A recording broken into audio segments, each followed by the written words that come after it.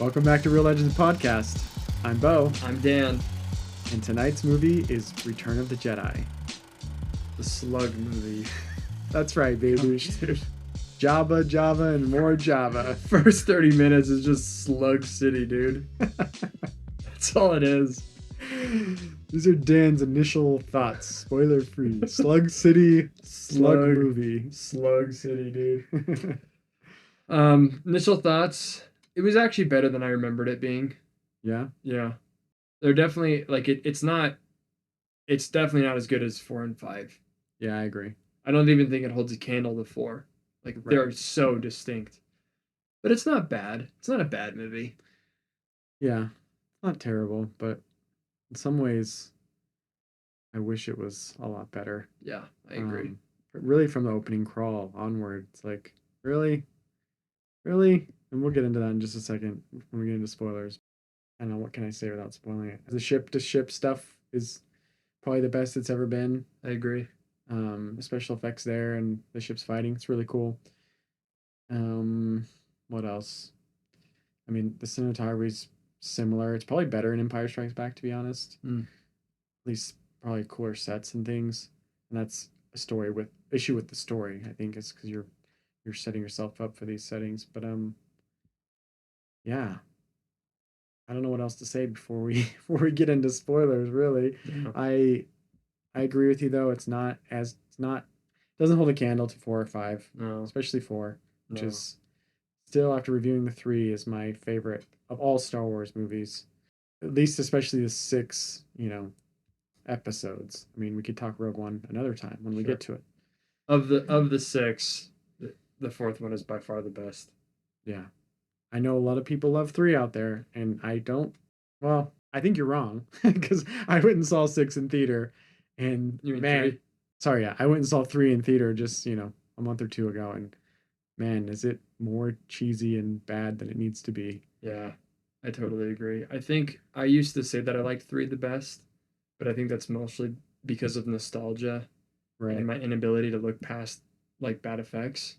But as I've gotten older, I've been able to appreciate older movies more because of story and storytelling and characters. Archetypes. Yeah, that kind of stuff. And so I think for younger audiences, especially ones like I think I was 8 when episode 3 came out. And so it was like the movie that came out when I was a kid. Yeah. So seeing Anakin there like bad was like, oh, this is so cool. And my parents didn't let me watch that movie until I was able to sneak it in one day when I was 13. PG-13 Star Wars. And I watched it and I was like, this is the coolest thing ever. It was like hard. And so it has like a very special place in my heart. But now that I'm like older and I've watched both of them, I see there's a lot of flaws in 3 and I see that there's very few flaws in 4. The only flaws that really exist in 4 are just lack of like restraints of like the technology and things. Like the special effects don't look great. CGI doesn't really exist. So it's hard to watch in that way, but like story-wise, yeah, it's just so good. Yeah, and the characters, like Han Solo, his introduction, and world building. The world building. Obi-Wan painting us a picture of what a Jedi is as we're getting to know what they are. Mm-hmm. And then, yeah, the Force, just like it also, the introduction of the Force is so cool. I like the 4th one a lot more in comparison to this one because it's much easier to follow what's going on. This one that we watched actually is more intricate than I think it needs to be. I agree. Like, oh, I actually am trapping you, and oh, I have my best troops here, and I don't know. They try to like add a little too much in my opinion, whereas 4 is just tight and clean. There's no question of like what's going on in episode 4. Everything makes sense.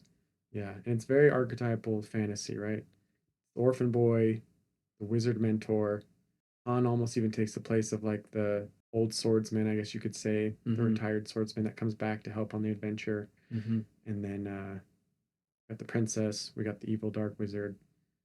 And it's just, I think it just speaks to me and a lot of people in that way. I agree. Yeah, unless we have anything else, I think we're just going to jump into spoilers for Return of the Jedi. Not for A New Hope. Yeah, if you, basically re-reviewing. Sucks to suck if you haven't seen A New Hope. But yeah, if you haven't already, go check us out on Real Legends Movie Podcast on YouTube. Subscribe there. It really helps grow the show and help the algorithm. And the same with Spotify and Apple.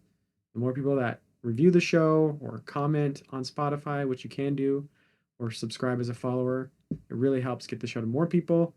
And so more people can interact with us and we can share what we love about movies.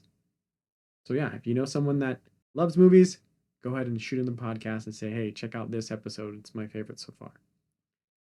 All right, spoiler time. Opening crawl of Return of the Jedi.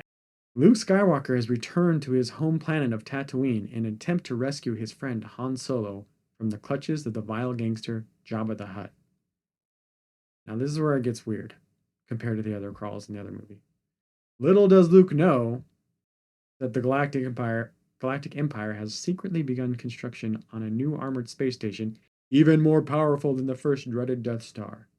So we're getting like weird little, I mean, I'm not a grammar nerd, but like little does Luke know in the crawl instead of it just being like, hey, here's what's happening. We're starting to like get into people's headspace a little bit, telling the audience what Luke knows and doesn't know, which is kind of weird. And then it's just kind of really another Death Star. That's what we're doing. I actually agree. For the climax of the trilogy. And like the opening scene. Did you want to finish reading it or? Yeah, I'll just read it. So, when completed, this ultimate weapon will spell certain doom for the small band of rebels struggling to restore freedom to the galaxy. Again, we're getting into like, what would you call that in verbiage? Like where it's in the future tense, where it's like the weapon will spell certain doom for the small band of rebels. So it's like trying to make us believe like, hey, you need to believe this. It's going to happen.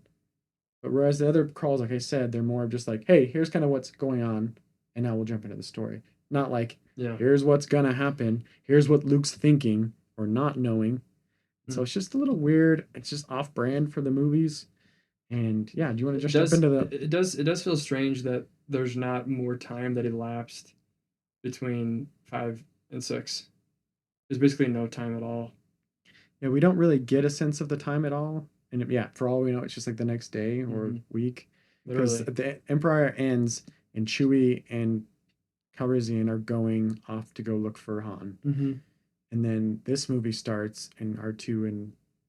I mean, this isn't the opening scene, but R2 and C-3PO are knocking on Jabba's palace. And like, I think there's even an error too where C-3PO, I was going to bring this up. He says like, oh, Calrissian and Chewbacca never came back when they went in here. Mm-hmm. But then a couple scenes later, Chewie's getting brought in by Leia in disguise. Right.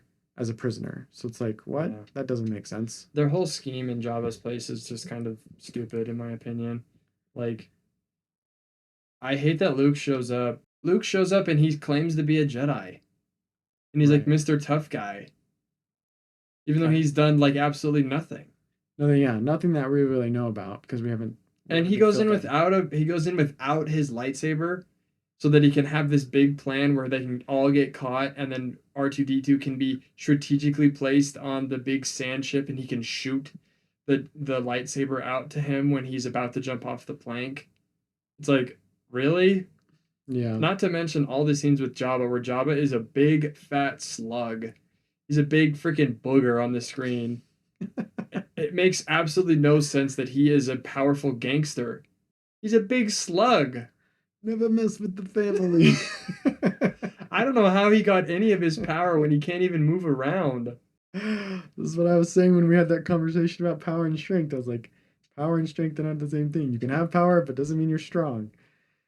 But yeah, I don't understand how Jabba has any power, and there's just too many scenes where he's talking, and it's so slow, and it's all just for us to get back to the real story. Like it feels like a massive side quest for almost no reason. I kind of want to give a breakdown of like how I almost feel like the story could have gone a different way. And I kind of want to do the whole movie because I have thoughts about it as we were watching it, and they're new thoughts than I've ever had before. Mm-hmm. But part of that is just the whole Jabba sequence is just way too long. So long. With no like, not really driving the story. All it is like we're getting Han back, and that doesn't need to be 30 minutes long. Yeah, but it's trying to make Luke seem really interesting and really like more powerful than he was in Episode 5.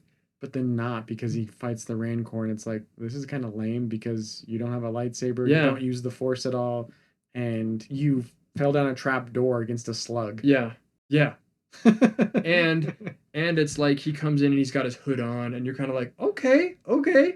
Is Luke kind of like that guy now? Choking guys You out. think like maybe he's gone back to Yoda and he's like practiced more. Now he's like a Jedi. Nope. He's the exact same Luke that ran in to go fight Vader by himself. And then he beats the Rancor because the Rancor moves 3 miles an hour, so slow. It was like one slug to another. And then he gets out, and then they do the whole stupid pit of Carcoon thing, which the animation of that thing looks horrible. Yeah, I hate the updated I hate visuals what on they this. did It was there. so much cooler when it was just like a throat, like Yeah. in the sand. I agree.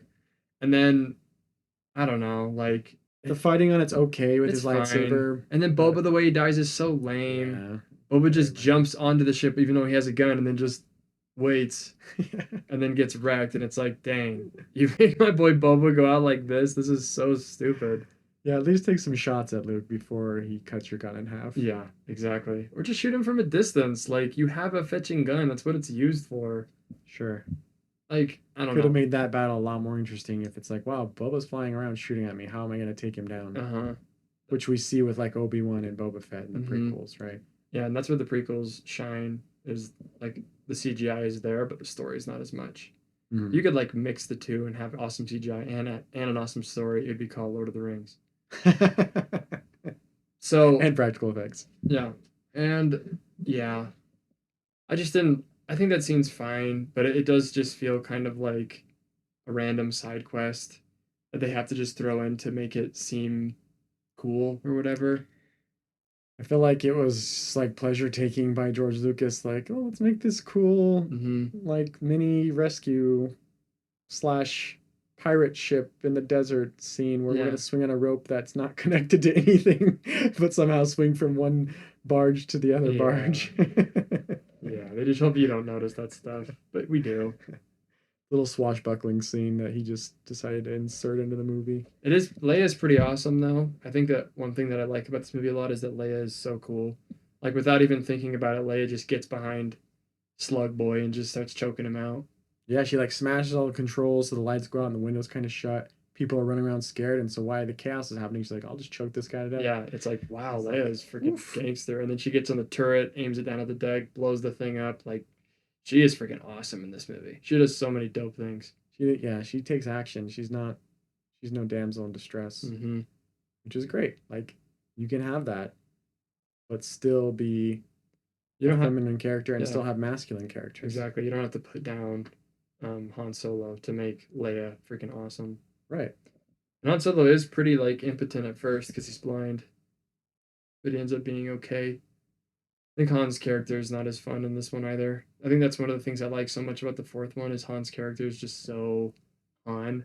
Yeah. And in this one, he's like way dialed back. Oh yeah.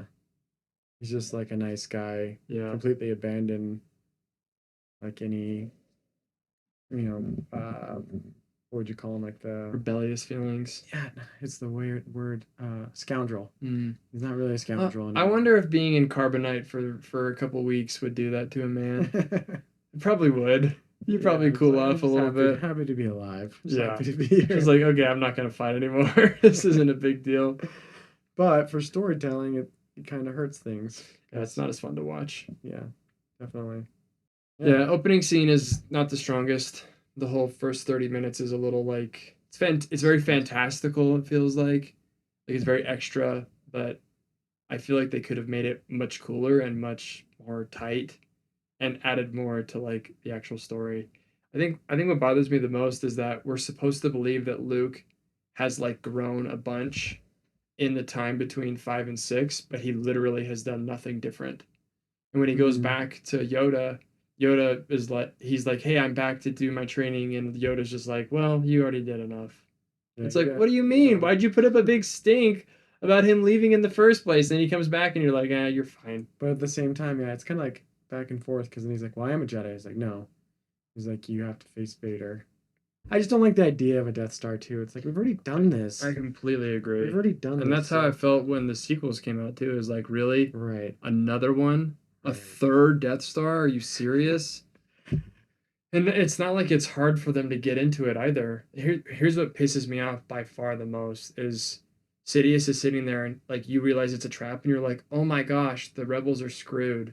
And then when it talks about the big legion of stormtroopers and like Imperial forces that are going to be on the ground, it's like 100 guys. Right, and like 3 ATSTs. That's it. Yeah. I've got this massive force that's going to take them out, and they get destroyed by Build-A-Bear. Yeah. Like any situation where you look at, I mean, just historically, look at any group of people that has sticks and stones as weapons, and another civilization comes in with guns and machines. Who wins? Guns and machines win every freaking time.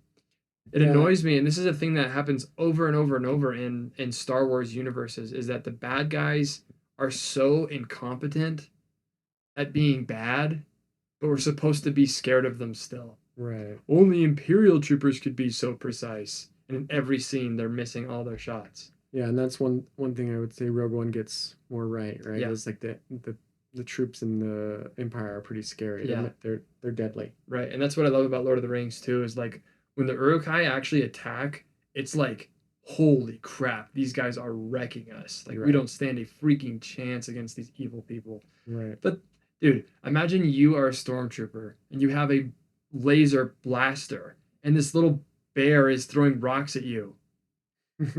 I'm sorry, it's one and then you just poof, genocide that entire group. Like it would not be hard. And they just get wrecked by the little bears.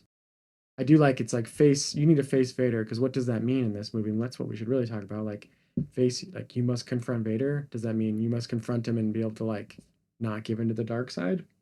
Like you have to go face him and not give into emotion, not go down the dark side. What are your thoughts?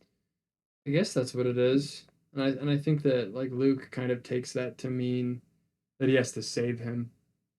That he has to like turn him back to the good side. Yeah, and it's weird because I think Yoda even says too, right? He says like, no, Obi-Wan appears to him before he leaves Dagobah. He's like, your feelings serve you well, but bury them deep. Mm-hmm. And then later we see how his feelings coming up alert Vader to being like, oh, you have a sister, huh? Like, and he uses that against him. Yeah. It is really interesting because Luke kind of is a mess in this movie as well. Like Luke, you see him kind of like smiling and he's like, yeah, I'm not going to turn evil. But he gets provoked like 3 separate times Yeah, and he like lashes out with anger. yeah. He finally eventually like doesn't give in and then, Darth Vader kind of saves the day. They do, I will say, know how to push his buttons, right? It's like all your friends are about to die, and then Vader saying, hey, I'm going to turn you don't want to join the dark side? Then I'll turn your sister. Mm-hmm. Like that really bothers him, right? Because it's like, these are the people I'm closest to. Yeah. Don't you go near them. I would have liked it more. Like I think that the biggest critique of it would be they need to have the Empire more menacing, so that way when Sidious actually makes that claim, like I'm trapping all your friends and your only choice is to die or join me, Yeah. then it actually makes sense. I think because he just waits long enough right. and they take down the shield generator and they fly through the Death Star, which is so stupid that you can fly into the Death Star and destroy it again like that. Like that's so easier than the first time. Yeah, it's so lame. And then it's just kind of like, I mean, there didn't feel like there were any stakes because we knew the shield generator was going to go down. We knew that the Death Star was going to be destroyed. Like, no one really dies because of it. Like, there's no real consequence to the Empire being scary.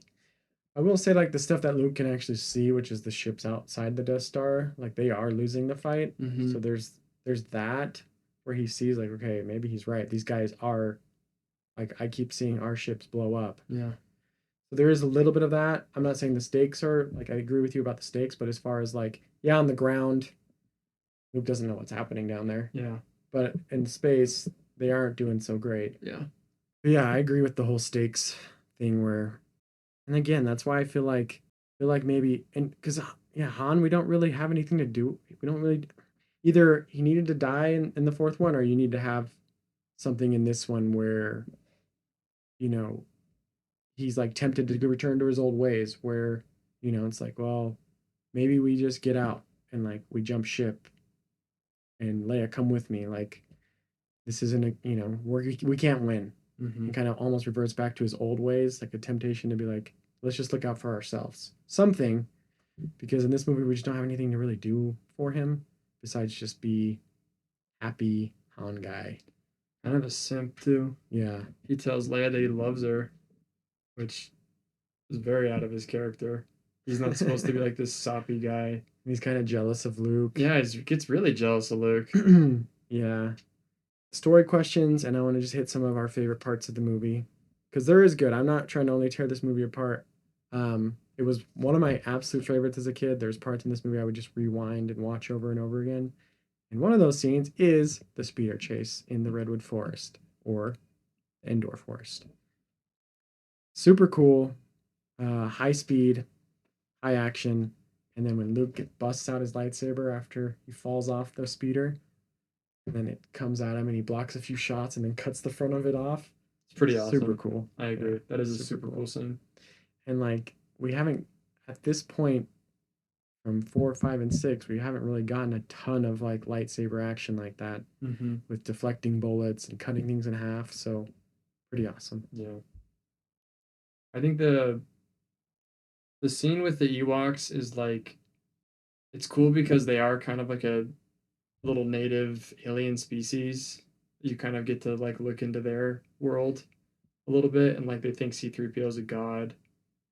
But the part that bothers me about that, and I can't get past it, is like they were just literally in Jabba's palace, and they were able to escape that. And I guess they do end up escaping and becoming friends with the Ewoks, but like they all get tied up, and they're about to get like cooked alive eaten for dinner, and C-3PO has to like fly in the air because of Luke to have them escape or whatever. But that's like a minor detail.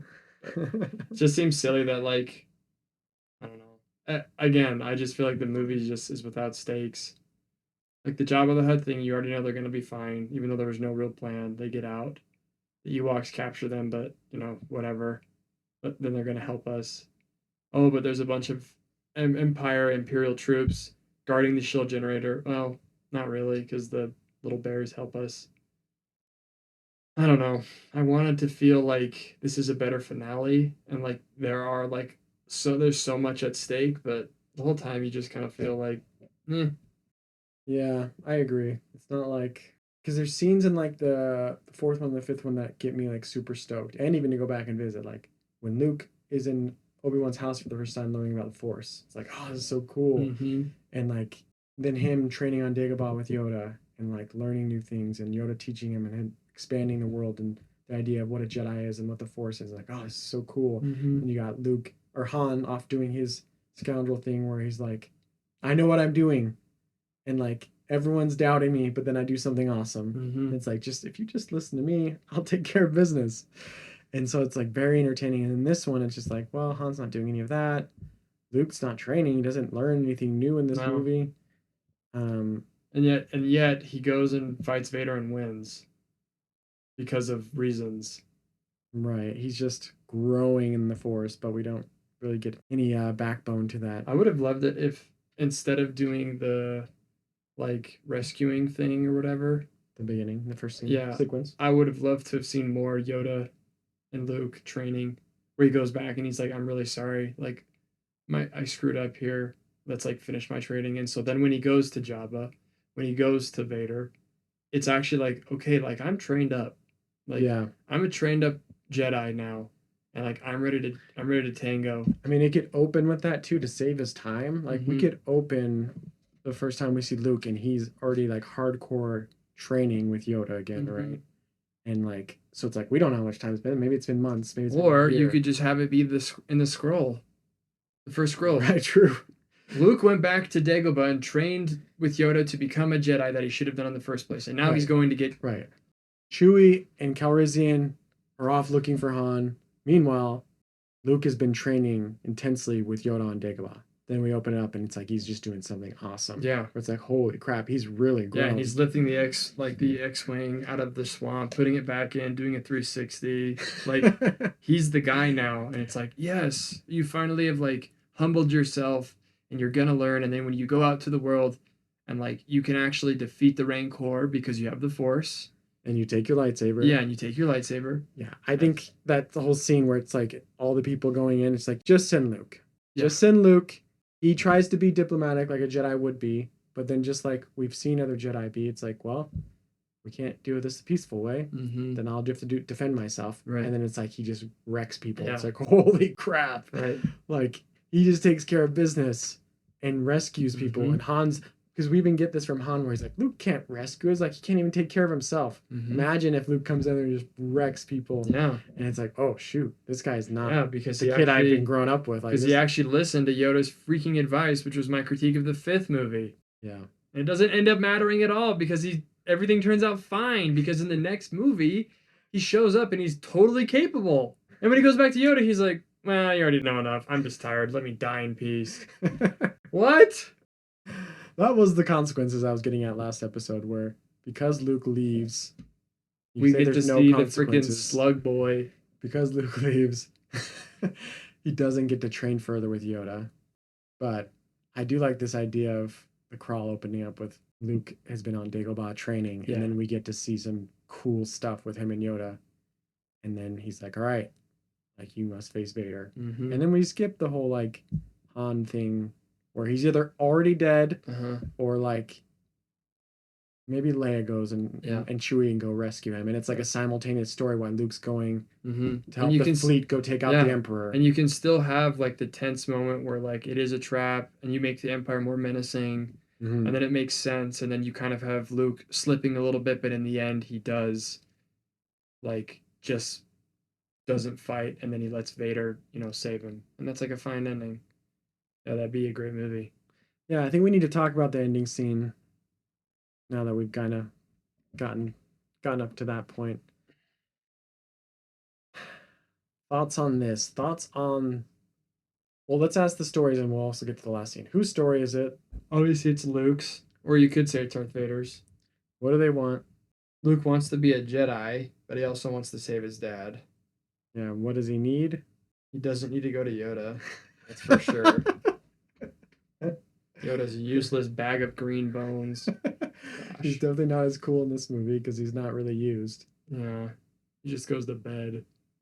Although I do like the line, when 900 years you reach, look this good, you will not. True. It's the one wise thing he says. What does he need? He needs to...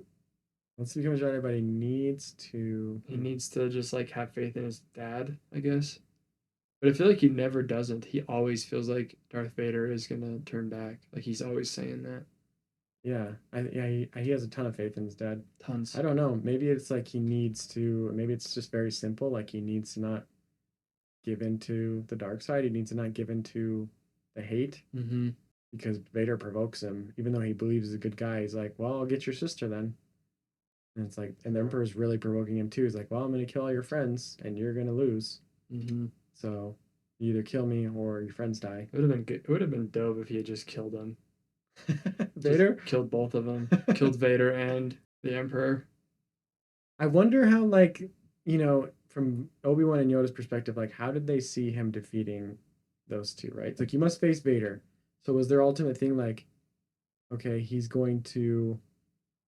Like, he can't win, so facing them is going to be really, like, it's a connection to his dad and his belief in him that ultimately causes the victory, right? Because he lays aside his weapon. Even if he kept it, he probably couldn't win that fight. Yeah, which goes back to the thing where in episode 5, they're really trying hard for him not to know that he's his dad. But him going and finding out that it's his dad makes him more compassionate and ends up winning because he's compassionate towards his dad. Yeah, it's almost like Luke's weakness and strength is he cares about people and he's willing to put everything on the line for them, his friends, and then his dad in this movie. And that's what, like, ultimately helps people or saves people. At least in the final movie, right? With his dad, it's like, no, I'm not, and refusing the dark side, right? Because he could have killed his dad, and at that point he would have just been fully bad.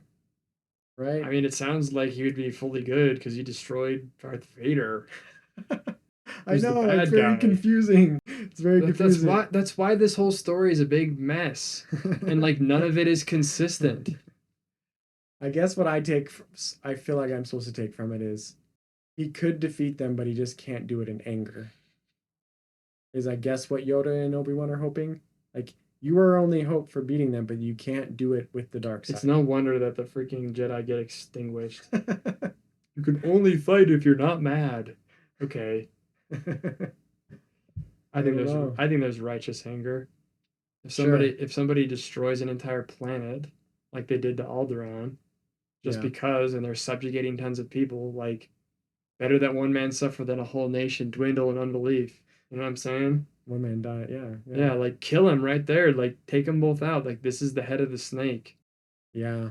But then again, And like it leads you to believe like that's what it is, right? It's like no one else can in this galaxy without the Force, without being able to match their Vader's and Sidious's powers can take them out, right? mhm, Like no one's gonna be able to do it. No one has been able to do it. It's like we need you. We need a Jedi to defeat the Sith. mhm. But then I've always kind of liked this idea that Luke wins by refusing to fight because it's so Yeah. different than what we're used to Yeah, with I agree. heroes. I think it is cool, and I think the end is what I like. I do like the end a lot when Vader looks at um, Palpatine and he's just shocking Luke, Yeah. and he's just like, "Dang, okay." And then he ends up taking out himself and Sidious in Yeah. the process, and so it kind of makes him like actually become a Jedi again. And then like the last line, it was like, Or at "I least need to yeah. save At you," and least he's like, destroy evil. "Yeah," and he's like, "I already like I need to save you," and then he says, "You already have." Yeah, which And is it's a like, cool "Oh, moment. cool!" Like Vader redeemed himself by destroying. Hold on, redeemed or just kind of like turned from complete evil. Dude, you see him in the Ghost standing right next to Yoda. But I thought you were against that. Are you for that? I think that it's cheesy, but I like that it ends like that instead of Luke just killing both of them. I think it's better that Vader actually has like a change of heart. Like I No, think I that's like good. that part, Yeah. but I'm just saying, like, can you be like But then just again, yeah, just he's killing the Emperor? Does that make up for murdering Jedi and helping the Emperor hunt people down and yeah, choking people out? And does it like? I mean, I believe it's 100%. true. Like, I believe people can change. I believe people can like be. You don't have to hold their past against them, but at the same time, like, You're there also good. needs to be like. I mean, obviously he's dead, so he can't make like restitution to people, but there needs to be like a full 180. Yeah, I think Anakin's spirit's pretty much going to Star Wars hell, but The force hell. that's up to Star Wars God to decide, not me. Yeah, I mean, I know us the Star Wars fans out there probably will argue or like to argue this whole redemption thing. Is Vader redeemed? Is Anakin redeemed? I say You're a my bunch pers- of nerds. yeah, I say he did turn to help his son out of love, but that doesn't mean he's necessarily redeemed from all the things he's done. But he doesn't really get a chance to do any more than that because he dies to like make restitution or change. Pretty good movie though. I know we talked a lot about the negatives or things we like different, but I just can't help. Again, I feel like this climax, this third act of a three-part movie trilogy, just doesn't live up to the other two. I completely agree. And so, the reason I speak about differences or ways that maybe you could do it to strengthen it are out of love because I want it to be the best it can be. I just don't think what we got is as comparable to 4 and 5. Yeah, I totally agree. I think between the Legend and Letdown, I think it's a bit of a letdown. I think that it has some parts that are cool and some parts that are Star Warsy. Like you feel like you're in Star Wars universe, like when the little blue elephant's playing his little musical instrument. I like that guy. And I like the Sarlacc pit without the animation. Yeah. I like The throne room is a great set. I think the Ewok idea of like the little civilization that thinks C3PO is the god is funny. I like that. The throne room looks cool. I think that there's a lot of cool parts and like you definitely feel like you're in Star Wars, but the story is just really lacking for me. I have a hard time feeling like I even want to watch it again. That's how I always feel. I'm just like, Right. Same. it's meh. Last take on the last thing. Just the overall like lightsaber dueling between Vader and Luke. What did you think? It's much better than it is in the other movies. So Think it's better than Empire? Their duel? I need to think about it. I don't feel like it's really necessarily really even better. I think it's okay. I think it's pretty good, but Seems like it's there's on. some things in Empire that I like more. I don't like that in Empire when he's throwing like the desktops Yeah, he's just and like Luke is just going. getting hit by them. Yeah, there's none of that. Yeah, And I like that Vader does like the saber throw that's pretty at sick. the bridge and like it breaks. That was cool. And like I do love when Luke is kind of just getting really upset and just slamming, bam, bam, bam, and then he chops off his arm, and then he sees that his arm's all wiry too, Yeah. just like his arm. Yeah. And that kind Like of slows him down right there. that's kind of a cool scene. Like there are lots of things in the movie that are good, but overall, I think it's a bit of a letdown. It's not as strong as the other titles. Yeah, I think the story itself is a little bit of a letdown. Yeah. It's not as strong as it can be. I'm gonna give it a 6.5. All right. Wouldn't want to watch it again. Yeah. Wouldn't recommend it to anybody. You're right. Yeah, I think I have to go 7 on this movie. Yeah. All right. Well, that's our scores. Read them and weep. Thank you for joining us for Real Legends Podcast. We're going to be announcing movies for the next couple weeks, and next week's movie is The Godfather 2. Baby. Yes. So we're getting back into the Corleone family. Corleone, maybe. Depending on how you want to take it. Yeah, it depends on how Italian you are. Corleone. Yeah. So make sure you look for us on YouTube, Spotify, and Apple, and subscribe, comment, do as much as you can to interact with the show because it really helps grow the algorithm, or grow the show and activate the algorithm. So if you haven't already, if you're already following things, go throw us a comment. Tell us which Star Wars is your favorite, or which podcast episode is your favorite, or which movie you want us to do next. But we've announced the next couple 3. If you haven't looked at that, it's on YouTube on our posts, so go check that out so you can be in the loop. And we will see you at the concession stand. Catch you on the flippity flop.